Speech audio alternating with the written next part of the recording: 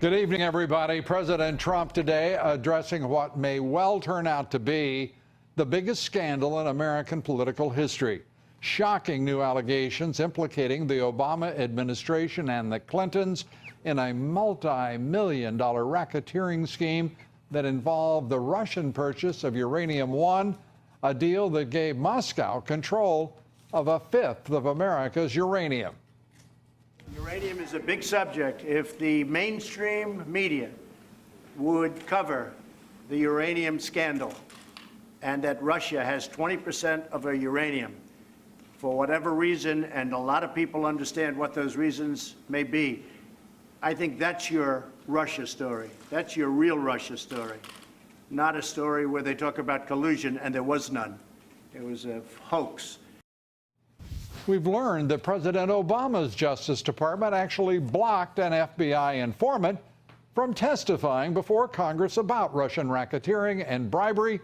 That denial of congressional access to the informant by the Obama Justice Department is in itself illegal and unconstitutional. The unidentified American businessman turned informant is said to have direct knowledge about how the Russian nuclear industry sought to pay off Bill and Hillary Clinton. He allegedly documents bribes, extortion, and money laundering by Russian entities that secured U.S. government approval of the purchase of uranium-1 by the Russian nuclear energy firm Rosatom back in 2010. And today, Senate Judiciary Committee Chairman Chuck Grassley demanded the Trump Justice Department remove the non-disclosure agreement that has blocked the informant from speaking to Congress and reveal what he knows about the sordid scheme that appears to have corrupted key members of the Obama administration. Grassley also demanding answers concerning CFIUS, the highly secretive Committee on Foreign Investment in the United States that cleared the uranium-1 deal. CFIUS representatives included Hillary Clinton's State Department Attorney General Eric Holder, Treasury Secretary Timothy Geithner, among others. Grassley wrote this, quote, "The fact that Rosatom subsidiaries in the United States were under criminal investigation as a result of a U.S. intelligence operation apparently around the time CFIUS approved the deal, the uranium-1 Rosatom transaction, raises questions about whether that information factored into CFIUS's decision to approve the transaction. I can assure you we think not. The uranium-1 deal, all part of Vladimir Putin's focus to expand Russia's share of the nuclear energy industry, not only in this country, but around the world. Today, Russia owns 60% of the global market in nuclear power plants, and the United States must now import 90% of its nuclear fuel. How could such a deal have ever been approved? Joining us tonight, Fox News legal analyst Greg Jarrett. Greg, great to have you here. This is extraordinary, the developments that we're witnessing here that are being reported on, and there is no order from Attorney General Jeff Sessions to lift the non-disclosure and to get over that, have that informant get over to the Senate Judiciary Committee. It should be an absolute no-brainer for Sessions. He should have yesterday said, of course, I will tear up the non-disclosure agreement that's gagging this confidential informant. But as I've written before, Sessions should resign because he's in way over his head, and he's being manipulated by a lot of people in the Department of Justice who are either holdovers from the Obama administration or should never have been at DOJ to begin with, Rod Rosenstein in particular. Rod Rosenstein, his name amongst those that have been revealed in the reporting on the deal itself, the bribery and racketeering charges that this informant made possible. How is it that Rosenstein and James Comey and the list goes on are in a position, and Robert Mueller, importantly, the special counsel, they have been in absolute conflict it seems, throughout. It appears that Mueller, Rosenstein, and Comey, who were all in on this FBI probe and all of the evidence that was gathered, covered it up. And they hid it from Congress. They had a legal duty to tell Congress. If they had told Congress, Congress would have surely stopped the sale of uranium to the Russians. There's one other name that should be added to this that I discovered by reading through the published documents of the indictment and affidavits. Andrew Weissman signed off on it. Guess where he is now? He's on Robert Mueller's special counsel team investigating Trump-Russian collusion when, in fact, it appears he, along with the others, were covering up Hillary-Russia collusion. And with all of this in front of Congress now, there is, I would guess, 100% awareness amongst Congress, the Senate, of what we're reporting and discussing tonight. Right. How can there be any hesitation? Stop the nonsense, have the Judiciary Committees, the Intelligence Committees of both houses turn to this issue and get to work, because Clinton corruption is not the figment of a political presidential campaign's imagination. This is reality staring the entire country in the face, corruption that is beyond any expectation. Well, now it's clear that Jeff Sessions needs to get off his duff and appoint a second special counsel to investigate Hillary Clinton over this whole Uranium One deal and the use of her foundation and the funneling by Russia, allegedly, of $145 million in money to the wallet of Bill Clinton. The key here is the confidential informant. You can't hide that confidential informant from Congress, so says the United States Supreme Court. In a 1927 decision, it said the Congress has absolute unfettered right to interview anybody and oversee the Department of Justice. So they cannot hide this confidential informant. Well, obviously, Rod Rosenstein, who is the Deputy Attorney General, Jeff Sessions, as a result, are saying they're not going to lift it to this point. Why? What can the president do? Can he directly say to Attorney General Jeff Sessions, I don't care what your problem is. I don't care whether you're ill. I don't care whether you are reluctant or have become an ideological, mutation here. Right. We want you to lift that non-disclosure, and in the right of the right of the public to know what's going on here is just being obliterated. If I were the president, I wouldn't do it myself. I'd have my White House counsel contact Attorney General Jeff Sessions and say, look, Mr. Attorney General, here's the Supreme Court decision that says you can't block this confidential informant from talking to Congress. And, you know, if Jeff Sessions can read and comprehend simultaneously, he'll immediately tear up the gag order. And we just await the next development, because surely there will be. I think that the president may have been successful in persuading the mainstream, the national left-wing media, if you will, to have actually taken a peek at the story and the facts. They're not reporting it. No, I mean, they haven't to this point. It's amazing, because think of this historically. If you thought the cover-up by Nixon of Watergate, just covering up a third-rate burglary, was a big deal, this is covering up Russian taking over control illegally of U.S. uranium assets. Think about what it means for CFIUS, though. The membership of that, including members of the National Security Council, the Homeland Security Council, the secretaries of state and treasury, and it goes on. They approved a sale of assets to Uranium One that has resulted in the United States now importing 90% of its uranium for the 99 reactors that we have in this country online. The people who, in the Obama administration, who thought this was a good idea are deaf, dumb, and blind. Or crooked.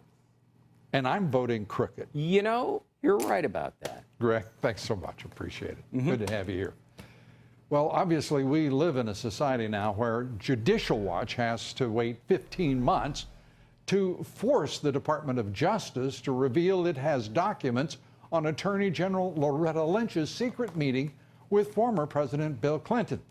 And it will be a full year and a half before Judicial Watch is likely to actually physically have those documents in its possession, which may very well be fully redacted documents when they do get them. This is becoming a pattern, and it is becoming a suffocating pattern at that. The suppression of documents of obvious criminal conduct is all too corrosive to the very idea of this great nation. And now, more than a half century after the assassination of JFK, the National Archives still controlling and keeping secret documents that have been kept secret over that half century.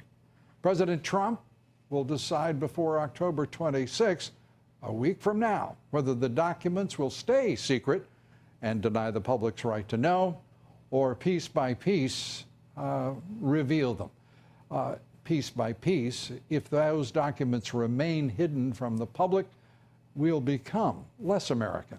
The stakes are getting ever higher for all of us who want this great republic not only to survive, but to prosper. And that is one of the most important issues of our time, the public's right to know. And we know far too little. We're coming right back with much more. Stay with us. A powerful moment at the White House press briefing today. The president's chief of staff stood up for the president and his sincere attempt to console the widow of a fallen soldier. There's no perfect way to make that phone call. It's not the phone call that parents, family members are looking forward to.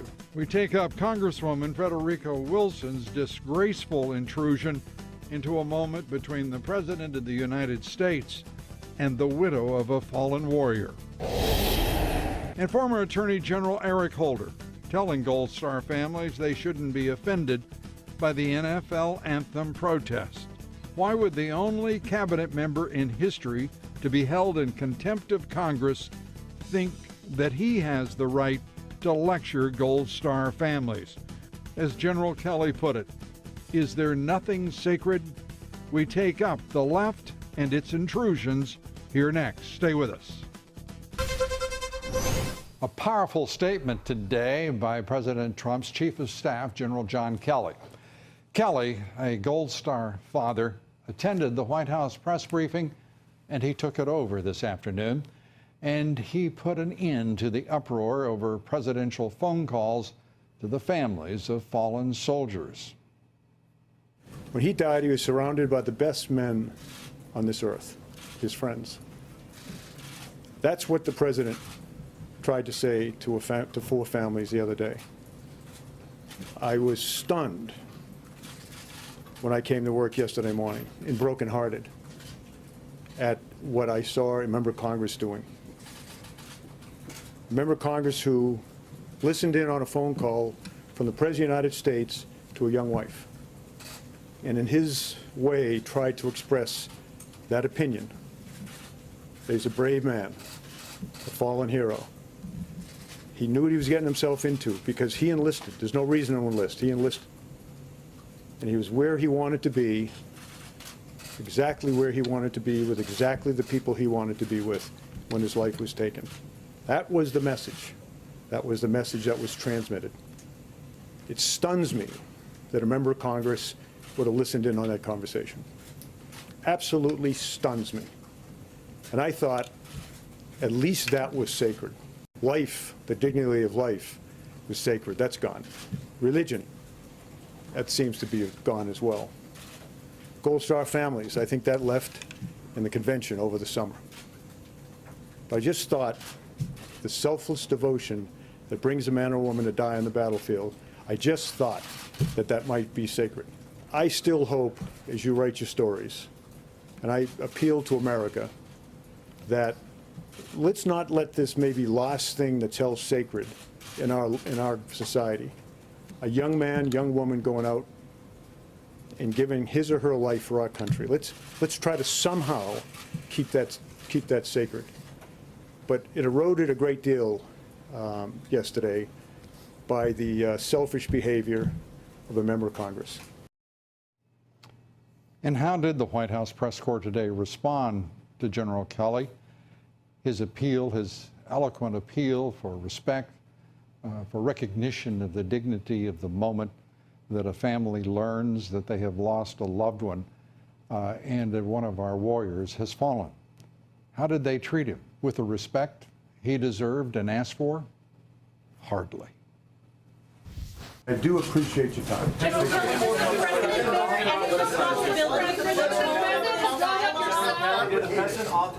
the president authorize the mission, General Kelly? Joining us now, highly respected American military and intelligence analyst, former strategist, deputy assistant to President Trump, now chief strategist for the Make America Great Again coalition, Dr. Sebastian Gorka.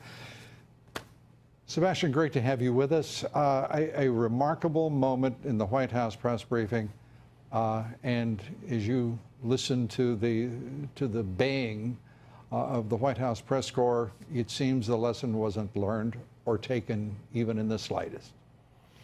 No, it wasn't, Lou, and it wasn't taken by this clown of a congresswoman who's a travesty of politics, who doubled down afterwards with some nonsensical statement that was trying to undermine this four-star general, gold star father. Lou, I was going to write a piece on this today. I didn't have to because of this incredible press conference, because I didn't listen in on that call as the congresswoman did, but I know exactly what the president said, because I've heard him say it a dozen times. I've heard him say it to 18 Green Berets that I personally brought into the Oval Office to meet the Commander-in-Chief. And he always says the same thing. Your commitment to this nation, your decision to put on the cloth of the Republic is all the more amazing and to be recognized because you do so willingly. You made this choice. You're not a hero by accident or by circumstance. You signed up to be a soldier, a Marine, an airman, a Coast Guard. That's what the president said. I dearly hope the general put this to rest today, but knowing what the press has done to this president in the last 8 months, I don't know, Lou. Yeah, it was an eloquent and entirely compelling statement about the dignity of that should be reserved for our military, for their families. It's astonishing to think it could possibly be otherwise. Hopefully he has changed a few minds and more than a few hearts. Let's turn to the Russian cover-up. It is more the Obama cover-up of what looks to be a scandal of immense proportions, in which an FBI informant has been gagged by the Justice Department for more than 4 years now, and we have not seen the Attorney General Jeff Sessions and the Trump Justice Department lift that gag order so the Judiciary Committee can hear what he has to say. This is an amazing story. We can forget the Russian concussion. This is now Clinton collusion. Sarah Carter has done an amazing job. We now have the evidence. We have this informant who has documented not just the amounts that were going from Russian interests to Bill Clinton personally, $500,000, but also to the Clinton Foundation, and then the bribes, the kickbacks that were paid to companies here in the U.S. involved in the uranium deal. This, Lou, this will make Watergate look like a small spat. Then why in the world has Jeff Sessions, the Attorney General, appointed by this president, why has President Trump himself or having one of his counselors tell this Attorney General to lift that gag order and get this Congress, the Republican leadership of both the Senate and the House, the Republican leadership of the Senate Judiciary, the Senate Intelligence and House Intelligence focused on getting this scandal absolutely investigated? I'm not here to make excuses for AG Sessions or the president, but I will say one thing. After we took over the White House, after the Trump campaign moved in, I can tell you there's one agency that stank to high heaven more than all the others, and it's the Department of Justice. It was filled with ideologues at the highest level, especially the Civil Rights Division. It is the one that is the most swamp-like in all of the agencies of the U.S. government. So AG Sessions has a very, very difficult hand to play. And the president, a difficult hand for the first time. A sitting president has two presidents attacking him simultaneously, two ex-presidents, the former President Obama at a political rally attacking the president and his administration, and President George W. Bush, my God, coming out in New York and didn't name President Trump certainly, but he made it very clear who he was talking about.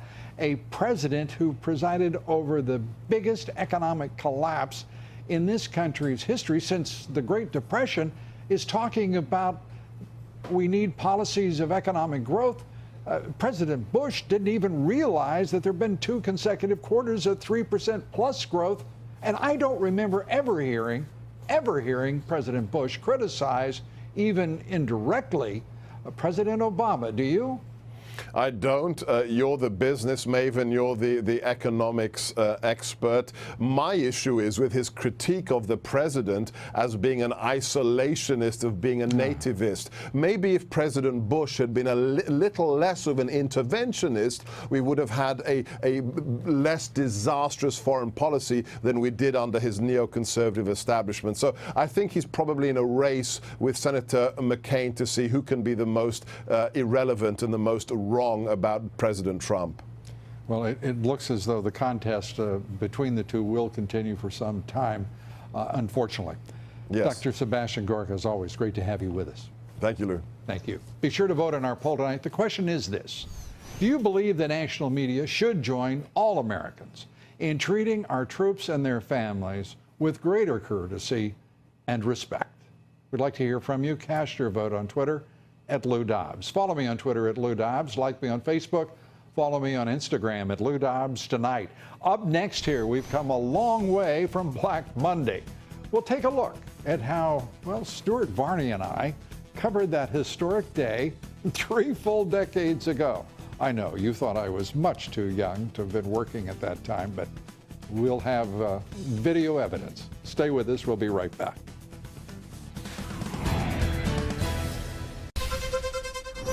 "30 years today since Black Monday, the worst day ever for the stock market. I joined my good friend Stuart Varney earlier today to talk about what it was like to be there and to witness the utter chaos of the markets that day. 30 years ago today, October 19th, 1987, I was covering the stock market chronic fall. That's me on the left, in case you don't recognize me. The man on the left is Lou Dobbs, and he was the man who first called it correctly a crash. It was only Lou Dobbs that did that, and he was the only one in a position to do it, and he was absolutely right. And Lou Dobbs is with us now. There he is. He doesn't look different at all. It's true, though. You were the one who said this is a crash, and we had to be very careful about the language we used. You didn't want to talk this thing down. You called it a crash. You were right. Well, we were right, and it's very kind of you to say that. But I mean, the reality is, there was so much pressure not to call it a crash, even though the indexes had blown through 10%, which is the classic definition. Right. And we knew something was going on beginning on the 12th. What many people don't realize is that on the show, the evening show, a week earlier, Elaine Garzarelli, Shearson Lehman, you remember this? Yes, I do. She actually called a crash. Yeah. And I mean, it was an extraordinary call by any analyst, and she was a quantitative analyst, did a brilliant job. You had members of the Federal Reserve Board and central bankers overseas calling you. And CEOs. And CEOs. What's going on, Lou? They were asking you. It is really a remarkable moment in history, Yes. because we didn't have the internet, obviously. We didn't have the level of communications. CNN was the only globally distributed network. Yeah. And so we've got the folks calling in who normally we would be calling to say, what in the hell is going on? Well, we covered Black Monday. The show that I anchored at the time was called Moneyline. We continue that tradition to this very day with the Moneyline segment of Lou Dobbs Tonight. And by the way, I want to point out that my colleague Stuart Varney, Neil Cavuto, who will show you some embarrassingly aged pictures of him too tonight. The Dow today up 5 points, the S&P up just a fraction. Do we have money line anywhere in the branding there? I just said that we brand this segment. It's in the bug, I'm told. I can't read the bug, so there you are.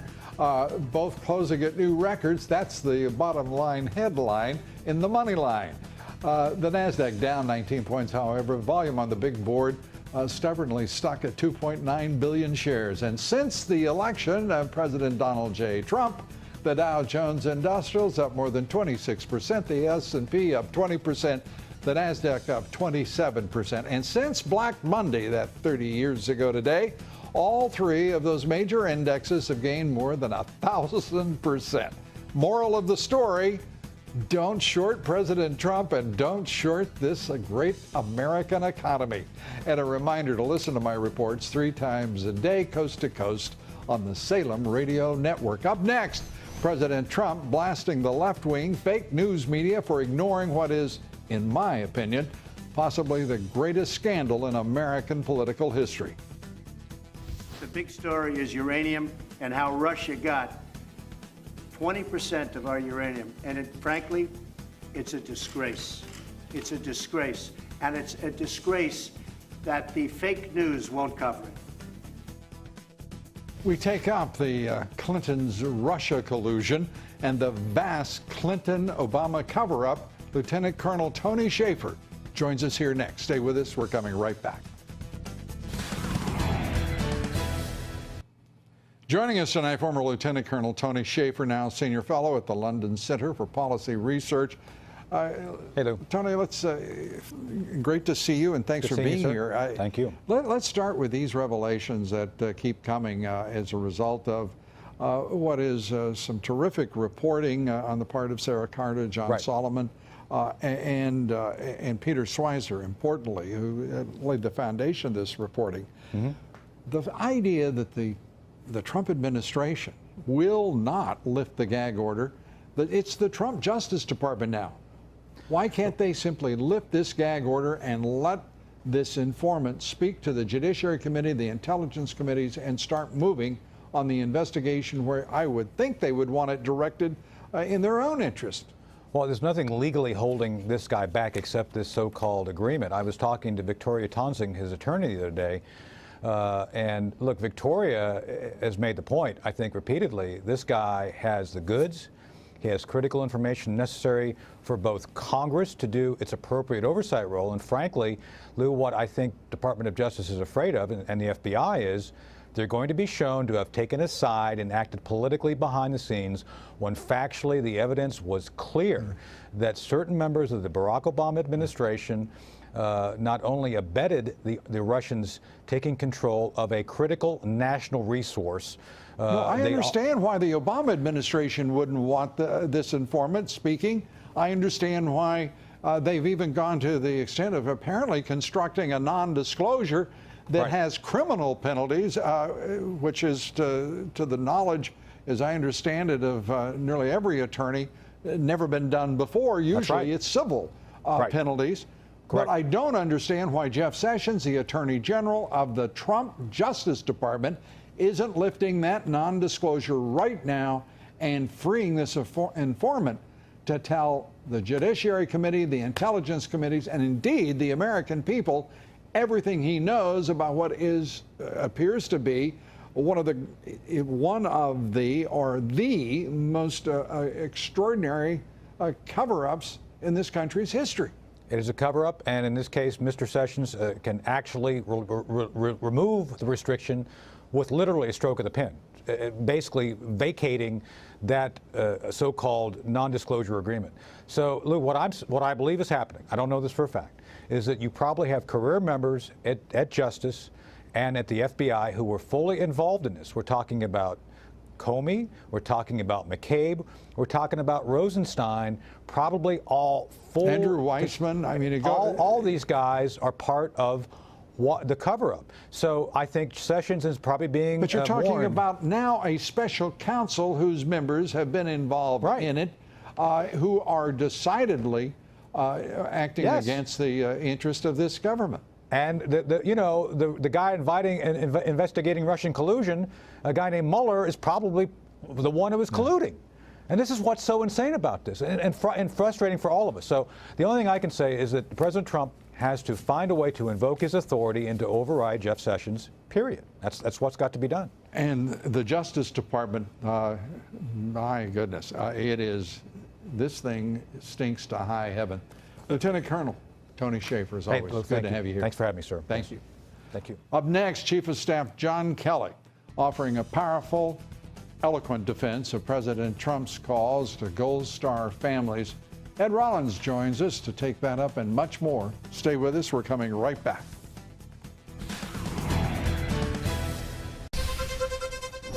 Well, as I mentioned, it's the 30th anniversary of Black Monday. And as I said, it wasn't just Stuart Varney. That's the fellow there on your screen along with me. I'm the good-looking one. Neil Cavuto was also in the racket, as they say, just like Stuart and I were working that day. So was Neil. He looks quite young and what's the word? Oh yes, dapper. I look like I had gained a little weight. I don't know what that was. It couldn't possibly have been me. Joining us now, Ed Rollins, chairman of the Great America PAC, who served at the top level of 2 White Houses as assistant to the president. He's also Fox Business contributor and a great American, as always. Great to see you. 2 presidents, 2 former presidents, come after President Trump today. Your reaction? What it tells me is I'm spitting mad. President Trump is doing something right. Obama, who basically has made his first reappearance in the deep water of politics, trying to get someone elected, doesn't need to be heard from again. And Bush, who was down painting paintings down and running on the hot sun of Crawford, and that's where he needs to go. Historically, presidents don't attack former presidents. And these 2 men basically should say, thank you very much, go write their memoirs and never be heard from again. Yeah, it looks like the next time we see President Obama, it may be as a result of looking for depositions and testimony about what transpired in his administration. This looks like a very big deal. This is a very big deal. And as some of your guests before this, the president needs to bring Sessions over here and bring the FBI director, who both of his appointments, and say, get this thing done. I want to know what it is. I want it out there in the open. I have an obligation to the public to make this basically out in the open. What about these extraordinary conflicts of interest that we learn about? Adding Weissman to the names of Rosenstein, McCabe, Mueller himself. This is preposterous that no one in Congress is dealing with this and finding out what's going on, perhaps removing Mueller, period. When you just simply say to the American public, we gave 20% of our uranium, the world's uranium, to the Russians, that's enough to have outrage from one end of this country to the other. It should be, but then the kicker is that they also, at the Clinton Foundation, which is an obvious pay-for-play architecture, they received $145 million for the privilege. And somebody thinks that's kosher? It's not kosher. It's criminal. It doesn't pass any kind of smell test. Absolutely. And the only way it's going to happen is for the president to slam his fist on the desk and say, I want this done. I want it done now. If you can't do it, get out. And we find out from Judicial Watch, Tom Fitton, thank goodness for Judicial Watch, his head investigator, Chris Farrell, on this broadcast this week, 30 pages that the Justice Department denied that it possessed. For about over a year now. Suddenly they've got them. They found them over there, Justice. And they all pertain to remember that secret meeting between the former Attorney General Loretta Lynch and former President Bill Clinton. And now they've been given, the Justice Department, they have another 60 days in which to review those 30 pages to see if they can actually turn it over to Judicial Watch. I'm telling you, if it weren't for Judicial Watch, we would, the public wouldn't know half what we do about this. If this was going on in a courtroom and their behavior was what it is, it'd be obstruction of justice. There'd be a bunch of people charged, and they should be charged. And I think the only way it's going to happen is, again, the president has to make it happen. One of the other things the president has to make happen, it seems to me, is the papers, the final papers in the National Archives that have been kept secret since the assassination of the president.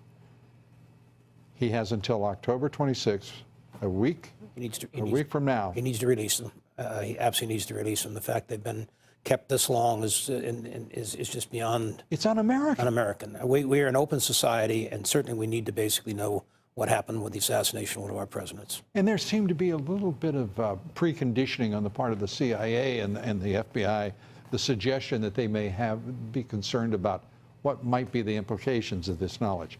Too damn bad. That's the whole point of a free society. There are implications, there are consequences. If they were doing something they can't justify, you're absolutely right. Put it out there to let us make our own judgments. Thank you. Amen, brother. Thank you. See you, pal. Great to see you. Thanks. Ed Rollins. Up next, Colin Kaepernick using Twitter to target NFL Commissioner Roger Goodell. Goodell's having what we call a bad week. We'll take that up with Joe Concha and Mercedes Colwin and a lot of other issues of import right after this. Stay with us. We'll be right back.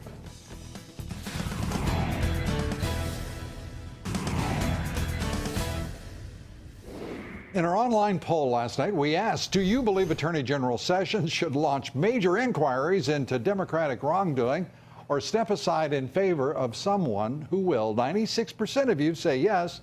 Mr. Attorney General, if you're watching, please. Joining us tonight, columnist for The Hill, Joe Concha, Fox News legal analyst, Mercedes Colwin. Great to have you back. Great to be here. And let's start with Goodell. He's got Kaepernick on his going after him. He can't please anyone. Why don't the owners get rid of him? It's unbelievable to us. First of all, he has such a bloated salary. Obviously, they love him. He asked that they get rid of him. Let's get rid of him. It would be a pleasure. I'm sure a lot of people out there feel the very same way, that he's got an incredibly bloated salary. He's pretty ineffective. He lacks leadership. I love the fact that the owners haven't got the guts to get rid of him. I mean, he's trashing the business. Because he keeps adding $1 billion in revenue per year up until it's got nothing this year. to do with him. Right. Now, ratings are almost down 20% since 2015. When we're talking about Kaepernick versus Goodell, it's like rooting for somebody in the Iran-Iraq war. I don't know who to root for, right? Because they're both. Goodell was so horrible during that press conference yesterday. It's like he had a tick. He kept saying the same things over and over again. Yeah, we've got to give the New York Post credit for a terrific story on that tick, that verbal tick, in which if we got let's roll this. Let's roll the sound real quickly, please. Communities, these issues, and how deeply they felt about these issues in our communities. These aren't really issues that are player issues or owner issues or community issues. They're issues that affect all of us in our communities. Issues in our communities to make our communities better, give back into our communities and make our communities better.